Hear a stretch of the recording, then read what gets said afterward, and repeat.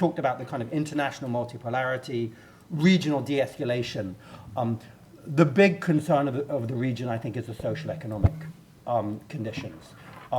Across the region, you have the underpinnings for a wider implosion, which is hugely dangerous. None of the structural economic factors that drove the 2011 uprisings have been even remotely addressed. And you see them now playing out in Syria, Lebanon, Egypt, Tunisia, all of these countries heading towards economic despair.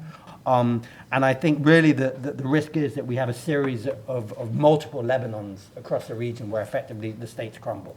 And obviously that has very severe implications for security dimensions, that has severe implications for migration towards Europe, for economic relations, but there is severe mismanagement. There isn't really any willingness to address the structural deficiencies, the corruption, the state takeover by the elite systems, and so on and so forth. So I'm extremely worried by that.